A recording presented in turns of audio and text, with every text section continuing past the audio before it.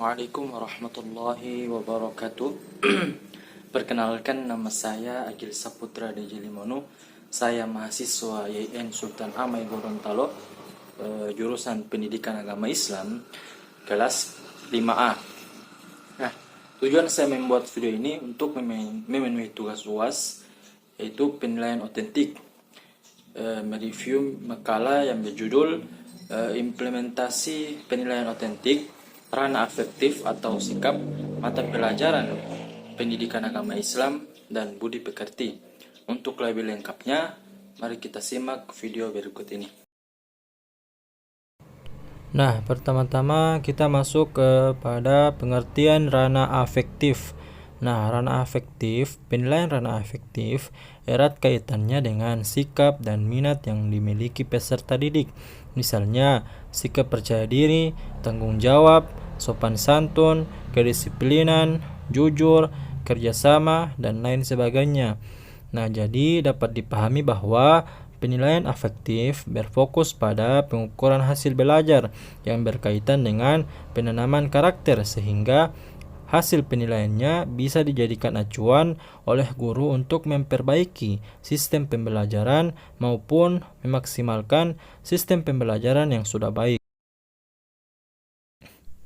Nah, kemudian dalam memilih karakteristik pada pengembangan instrumen ranah afektif, perlu berhati-hati dalam mempertimbangkan pemilihan teori secara konstruk. Dengan pemahaman yang baik, dapat menghasilkan definisi operasional yang valid untuk masing-masing karakter pada ranah afektif. Nah, hal tersebut menunjukkan bahwa dalam membuat definisi operasional yang akan dikembangkan menjadi indikator-indikator sikap, tidak boleh sembarangan. Nah, seorang guru harus memahami hal tersebut dalam upaya membantu mengenali sikap yang tercermin dalam diri siswa. Selain itu, pada penyusunan butir-butir soal perlu dilakukan pengujian validitas dan reliabilitas. Kemudian kita masuk kepada penerapan penilaian afektif dalam mata pelajaran pendidikan agama Islam. Nah, pendidikan agama Islam atau sering PAI merupakan usaha sadar dan terencana untuk menyiapkan siswa dalam meyakini, memahami, menghayati, dan mengamalkan ajaran Islam melalui kegiatan bimbingan, pengajaran, dan atau latihan. Kemudian dalam penilaian pembelajaran, menurut taksonomi Bloom, terdapat 3 ranah penilaian, yaitu ranah kognitif, afektif, dan psikomotorik. Nah, dalam penilaian ketiganya harus seimbang, tidak hanya ditekankan pada salah satu aspek, misalnya aspek kognitif saja. Penerapan penilaian afektif yang dilakukan pendidik seperti yang sudah dijelaskan juga diterapkan pada kondisi pandemi yang kemarin sempat terjadi, di mana dalam proses pembelajarannya secara daring atau dalam jaringan melalui aplikasi WhatsApp, Zoom, Google Meet, dan lain-lain. Nah, dalam penilaian afektif, peserta didik masih terpacu pada aspek kognitifnya. Contoh, penilaian afektif pada masa pandemi yang dilakukan guru PAI, yaitu pada kemampuan membaca Al-Quran peserta didik yang diamati melalui aplikasi Google Meet, dan praktek sholat jenazah melalui Zoom yang melibatkan peserta didik dan guru dalam penilaian.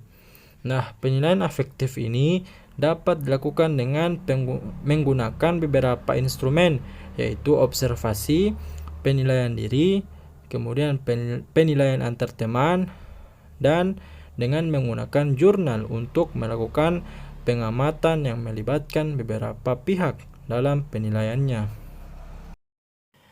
Kemudian, salah satu penyebab penilaian di rapor pada mata pelajaran pendidikan agama Islam tidak mempresentasikan keislaman siswa, yaitu guru pendidikan agama Islam kurang paham dan kurang tepat dalam melakukan penilaian dari aspek afektif atau sikap. Nah, diharapkan untuk kedepannya agar guru pendidikan agama Islam harus memahami cara menilai aspek afektif dalam diri peserta didik, agar di masa mendatang peserta didik tidak hanya pandai dalam pengetahuannya, tetapi juga baik dalam bersikap. Selanjutnya kita masuk pada penilaian autentik dalam mata pelajaran pendidikan agama Islam dan budi pekerti.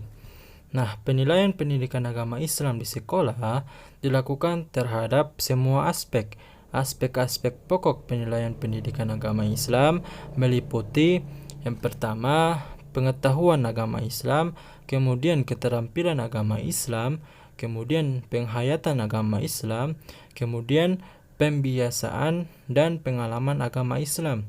Nah, kelompok pokok penilaian agama Islam di atas termasuk dalam 3 domain, yaitu yang pertama domain kognitif, kemudian yang kedua domain psikomotorik, dan yang ketiga domain afektif.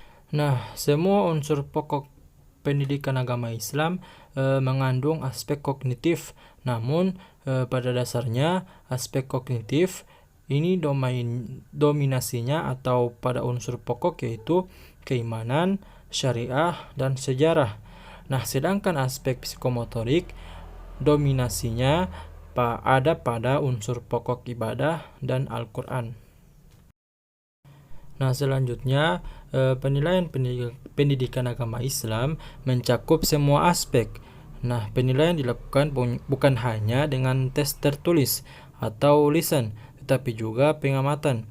Nah, dalam penilaian pendidikan agama Islam mencakup yang pertama penilaian sikap, yaitu penilaian observasi, penilaian sikap diri, dan penilaian teman sebaya. Nah, kemudian yang kedua penilaian pengetahuan tentang diri, penilaian tes lisan, kemudian penilaian tes tertulis atau penugasan. Kemudian yang ketiga penilaian keterampilan, terdiri dari penilaian portofolio, kemudian penilaian proyek, kemudian penilaian untuk unjuk kerja, dan penilaian produk. Nah, sekian video singkat dari saya. Semoga bermanfaat bagi yang mendengarnya. Saya pamit. Wassalamualaikum warahmatullahi wabarakatuh.